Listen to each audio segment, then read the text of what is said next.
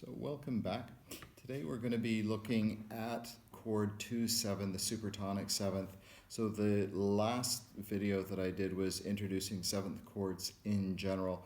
We're going to be focusing on chord 2-7 in particular for a very particular reason. You might remember that early in the course we were talking about Rameau's theory of harmony and how you don't just generate chord structures, but you also generate chord sequences, chord progressions, according to this little bit strange idea he had about the overtone series, namely that the first new pitch class that's generated in the overtone series is a perfect 12th away from the fundamental. Reduce it within the octave, that's a perfect fifth. Rameau took that to be a kind of acoustic signal that as we move from one harmony to the next, moving with root progression by fifth is the most powerful and convincing way to go. Now, what this means in terms of basic harmonic progressions is we have a bit of a problem. For example, we started this course by talking about root progression by fifth, only working with tonic and dominant harmony. So if I look at a bass line, like I have written out here in C major, going from 1 to 5 and back to 1 again, I have clearly this root progression by fifth taking place. However, we were also interested in the idea of having a subdominant function chord, and for that reason we were literally using a subdominant 4 to 5. But that's when we had to learn about a new type of root progression that was root progression by second, and in that case we had to worry about perfect parallels, all those kinds of things. What we didn't have to worry about was going from the tonic to the subdominant, because as we found out, that was also root progression by fifth. So there's a way in which Rameau wanted to have a chord progression sequence that would go through what we would now describe as tonic function harmony, through subdominant function to dominant function and back to tonic function again.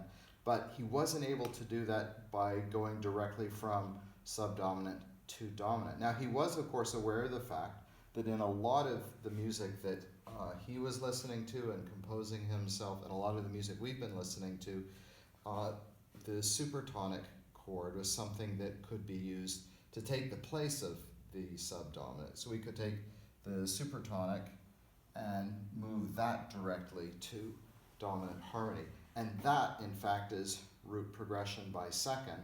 And it shifts, root progression by fifth. What it does is it shifts the root progression by second that was between subdominant and dominant and moves it back between chords 1 and 2, tonic and supertonic. So there's a way in which you can't get out of root progression by second. You're either going to run across it here going from 4 to 5 or there going from 1 to 2. But the reason why I've drawn an arrow in there is because the grand scheme of this is to have tonic function, subdominant function, dominant function, and back to tonic function again. T, S, D, T, that basic Riemannian and analysis that we've been doing. So what can you do about this? Well, Rameau had this idea that, in a sense, these two chords fit together very well. You can kind of overlay them with each other, as I've indicated here. And if you do that, for example, in the key of C major, they're sharing F and A. In this case is the third and the fifth of chord 2. In this case is the root and third of chord 4. Put them together and you get 2-7. So you have a chord structure that we recognize as a seventh chord. What's very special about it is that it's literally taking that idea of a subdominant function chord where we had that exchangeability between 2 and 4 before and combining them into one chord structure. So there's a way then in which what we're going to be interested in today is combining these things into a single tonic, subdominant, dominant, tonic chord progression. And you might think in some ways that, 2-7, that's something very new and different.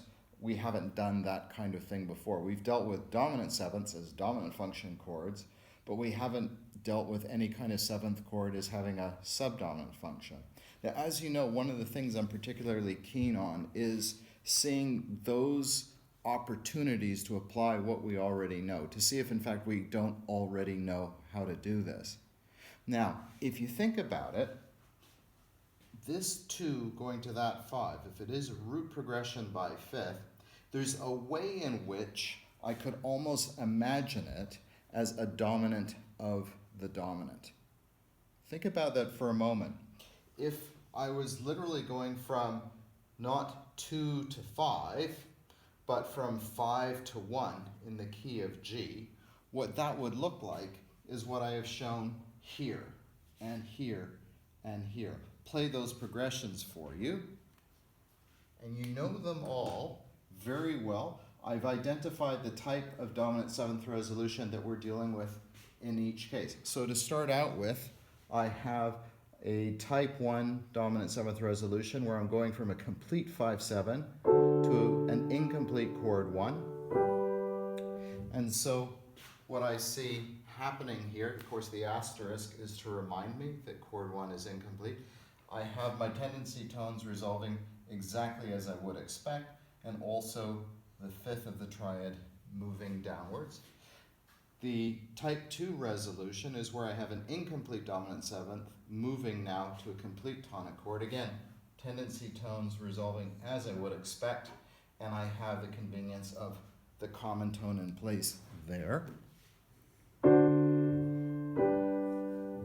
And finally, of course, the type 3 resolution is possible when the leading tone is in an inside voice and it can hop down by third. So I still have one of the tendency tones resolving as I would expect, but the other one is skipping downwards. And that's what makes it possible for me to have 2 complete sonorities, a complete 5-7 resolving to a complete tonic triad.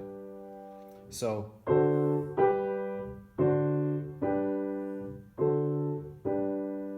I'm just going to change one thing in all of these.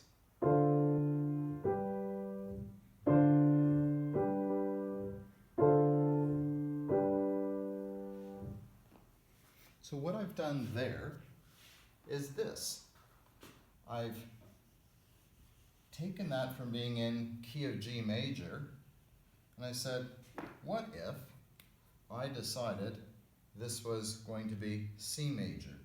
In which case, this isn't 5-7 going to 1, this is 2-7 going to 5.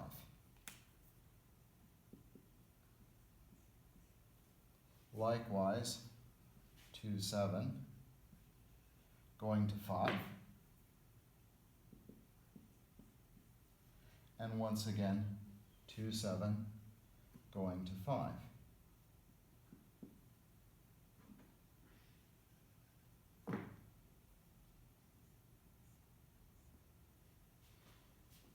What that means then is if I were to complete these progressions, what you would hear is something like this. Or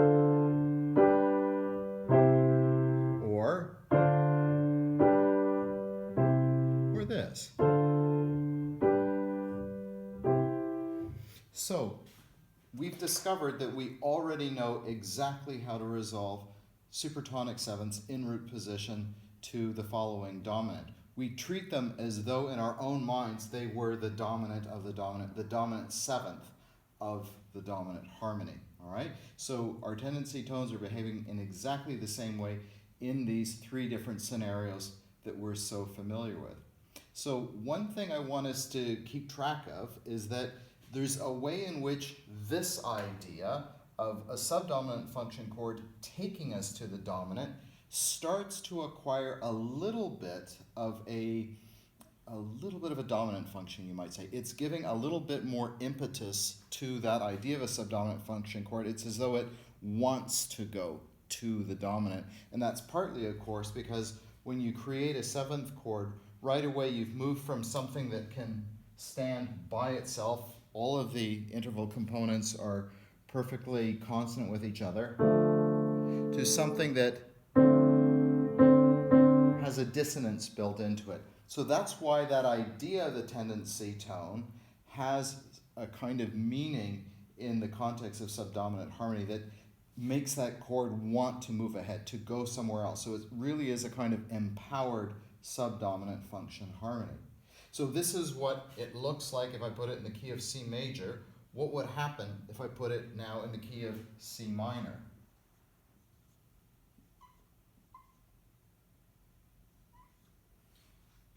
Now, what I have to keep track of is the fact that 2/7 in a minor key, as I talked about in the previous video, is actually no longer just a straightforward minor seventh.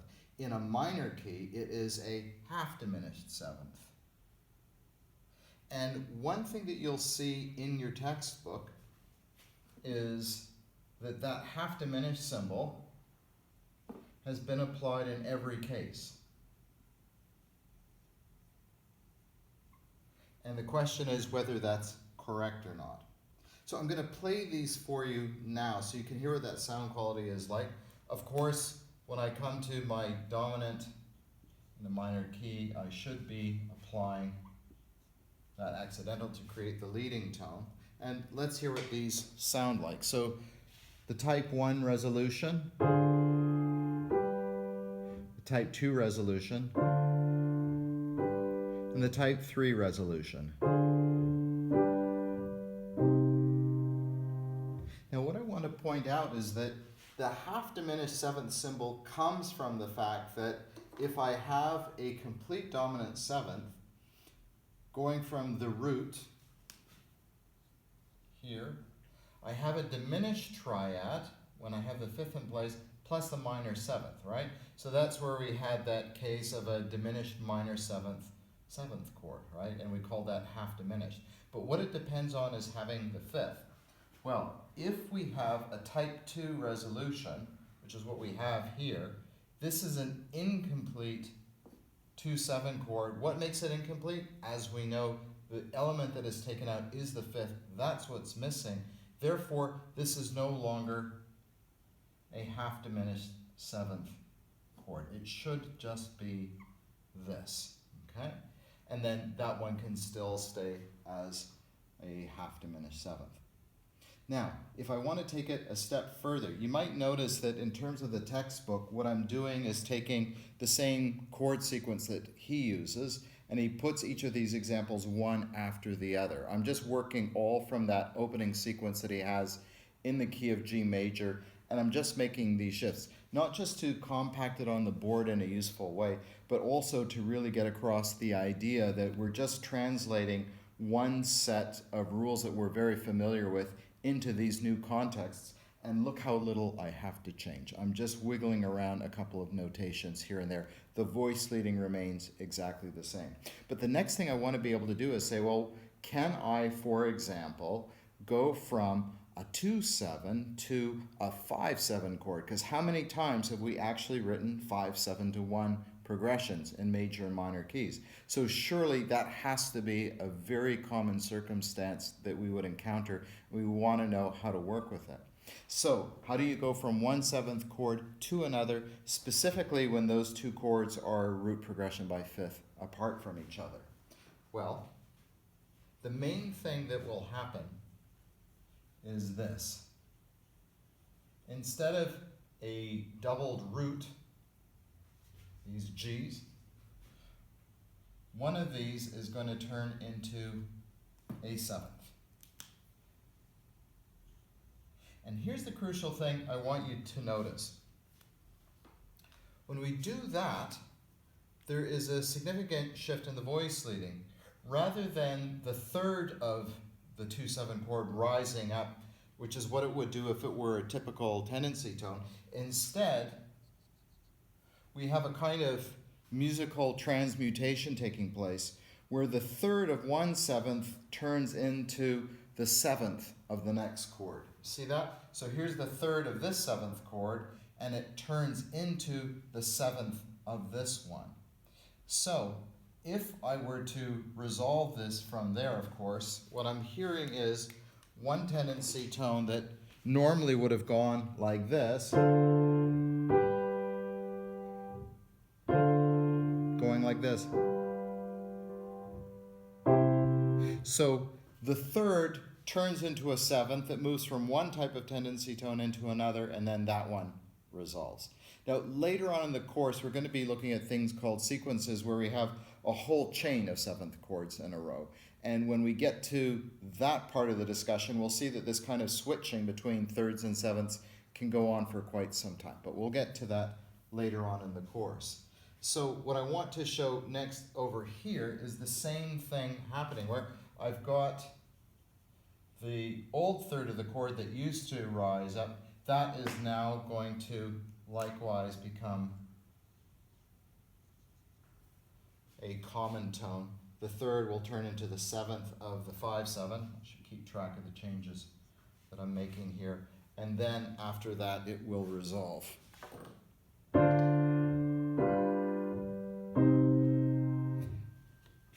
I guess, yeah, I'm still doing this in minor mode, so I'll stick with my half diminished sevenths. I think in the textbook, he might have gone back to major, but it doesn't matter. Here, I want to do the same thing, where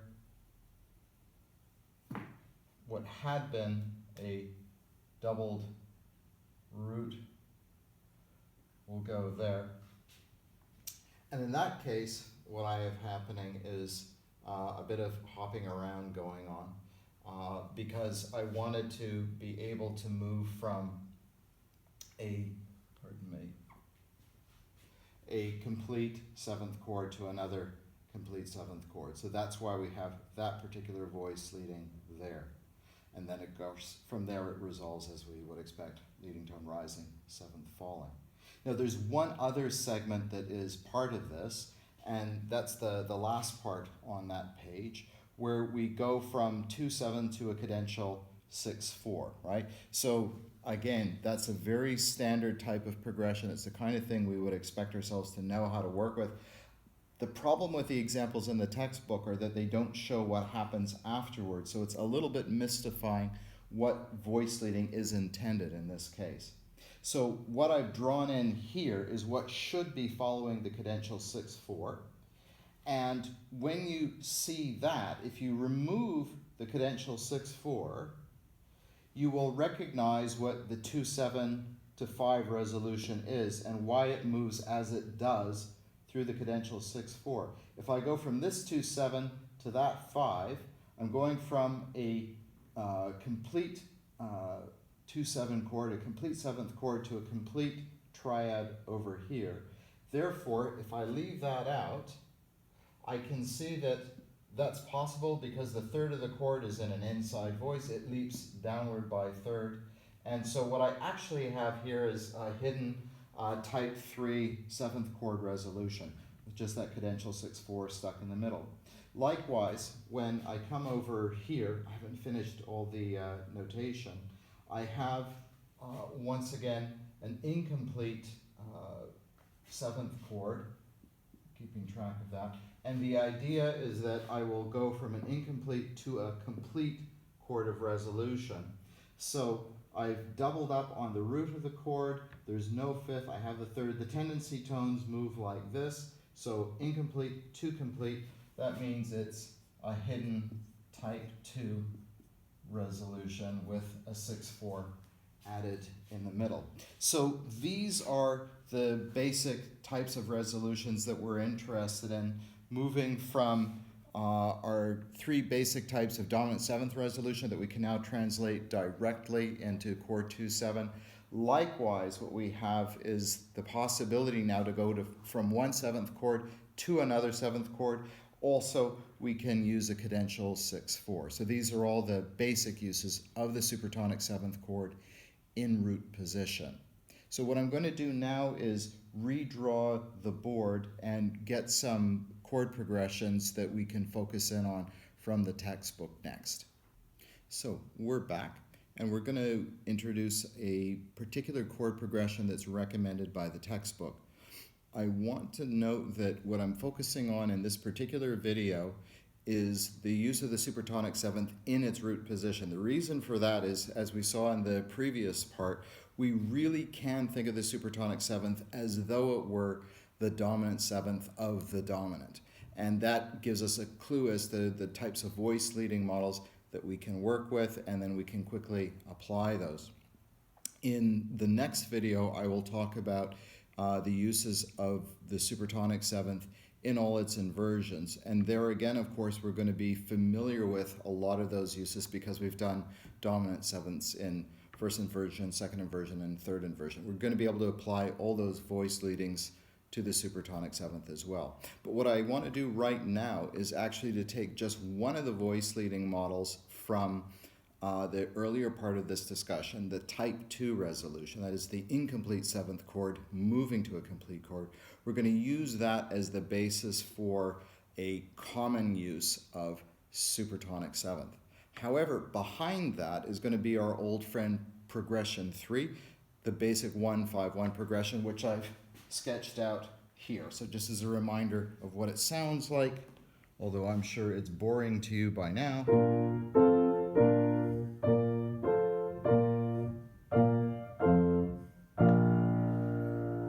Now, you might recall that when I was talking about the supertonic triad itself, I basically skipped over the use of it in root position and I went straight to supertonic triad in first inversion. I said, look, let's just cut to the chase. It's normally used in that position. If we have it in first inversion, we're doubling the third. We're even doing that in major, though we don't need to because it's not a diminished triad there. But nonetheless, if we double that third, it's behaving as though it were literally a subdominant chord with a doubled root, and so on and so forth. And so I left out, for the time being, the use of chord 2, supertonic triad, in root position. The reason why I did that is because where it properly belongs is right here. If I want to work with this progression, 1-5-1, one thing that I can do, of course, is stick in subdominant harmony, but as we know, I could substitute supertonic harmony. So I'm going to suggest that we do that right here, and here, and here. So now, if you look at the previous chapter's discussion of this, you'll note that the book says, well, in this case, of course, we have root progression by fifth, root progression by fifth. So the voice leading is very straightforward there. We have to watch out for root progression by second here. We have to watch out for perfect parallels. Well, I want to first of all pick up on this idea of root progression by fifth here. The example that's given to us in the previous chapter is in A major. I'm writing things in B flat because that's the application that we're going to be using that you can see directly in the textbook in the current chapter. So what I'm going to be showing you right now is the same voice leading model that you see in A major in the previous chapter. And we can think about it this way. If that is root progression by fifth, and I want to imagine, for example, as if I were going from 5 to 1 in the key of the dominant, from 5 to 1 in the key of F major, if I look at what I see there, I have the third of the chord in the melody. That would be rather like this progression 3 right here, meaning that if this were the case, I would have literally that approaching it. You see what I'm saying? It's as though this would be a progression 3B in the key of F major, right?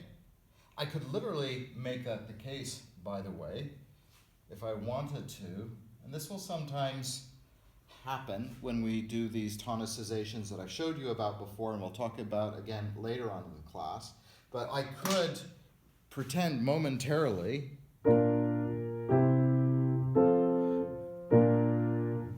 that I've briefly gone into the key of F major, into the key of the dominant. But I don't need to literally do that.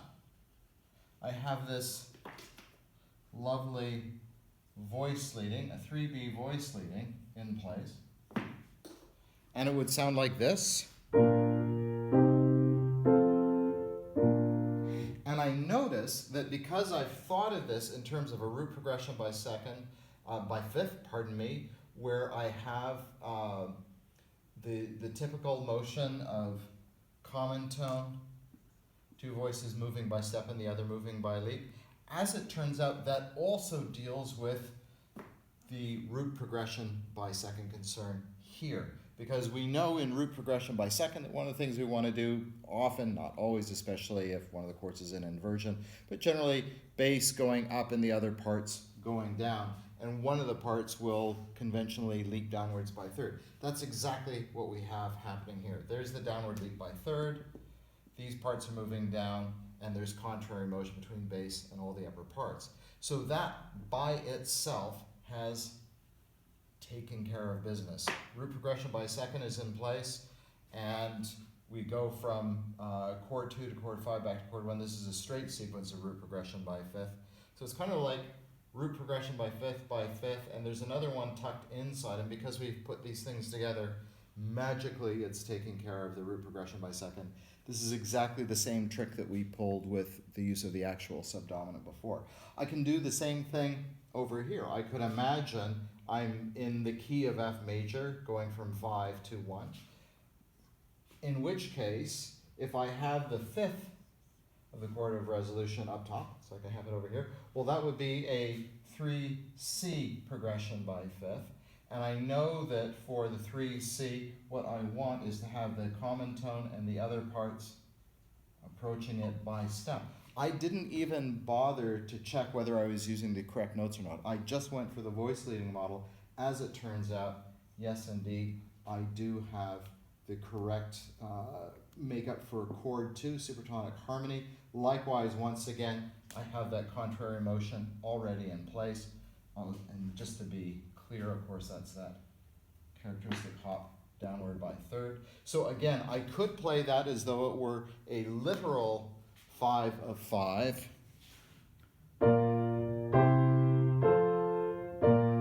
Which is a little bit brash. I'm happy to just go with plain old vanilla chord 2. Like that. And same thing over here. Again, if I was thinking of this as 5 to 1, key of F major, well, what I would be expecting is this 3A model where the root of the chord of resolution is on top. It's like I'm stepping down for a little bit of a neighbor tone, like I would be doing there. Also, in this model, I've got the common tone through the inside part here, and of course the other part stepping up like so. And there you have it once again, contrary motion between bass and the upper part, skip downwards by third, and voila. Okay, so the question is, why did I save this for now? It's because this puts us in position to take the leap to supertonic seventh in root position. Specifically, what we're going to apply is the type 2 resolution. That means the seventh chord itself is going to be incomplete. There will be no fifth. And so what I need to do now is go, all right, well, how do I go from chord 1 to chord 2-7 now that I have a seventh in place? And there's one little piece of information I want us to pay attention to, and that is, if I'm the key of B flat major, like I am here, I note that if I have a complete chord 1 and a complete chord 2-7, there is this interesting thing that happens where the root of chord 1 can turn into the seventh of chord 2-7. You might remember that in class I played a little example from a Bach chaconne where if we had a chord 2-7 that was not in root position but was in the 4-2 position with the seventh in the bass, that was this. So what I went from was chord 1. So this is chord 2-7. And I've got the seventh part underneath, and then it moves downward. Right? Okay, so just to remind you of that very cool effect, I will, of course, be talking about the use of chord 2-4-2 in the next video. It's one of my favorite progressions, especially in minor like that. We'll just stick with the major quality version here. So if I actually want to have 2-7, and I'm prepared to forego the use of the fifth, right? I want to use that type 2 resolution. So I'm going to do this, and as a reminder to myself, I'm doing that, and I want to look for the opportunity for the second root, the doubled root, to automatically turn into the seventh of chord 2-7, which will hopefully magically be in a position to resolve itself correctly downwards by step, as a good seventh should. I look here, I need to get rid of this to make it an incomplete chord 2-7. I'm looking for the opportunity to lay in the seventh of this chord as a common tone relationship to the previous chord. Oh look, there's the doubled root. If I just hang on to that, bingo, I've got that. Bingo, I've got the seventh resolving as it should. The third is resolving. I'm already done. What does it sound like now? Instead of, which is okay, I think that's quite a cool sound effect. What can I do over here? I want to do the same kind of thing. I want to get rid of something. Specifically, I want an incomplete 2-7 chord. So I've got that in place. That means I have to get rid of this G, and I have to look for a place to put the seventh of this chord that will follow as a common tone from the doubled root over here. It's already there. And bingo, once again, that tendency tone resolves exactly as it should, and the progression can continue on from there.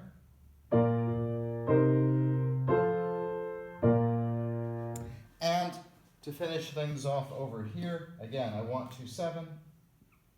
I want it incomplete. I therefore want to get rid of the fifth. I'm hoping that a doubled root is available for me exactly where I want it. Yes, it is, right there. It resolves exactly as it should. And there you have it.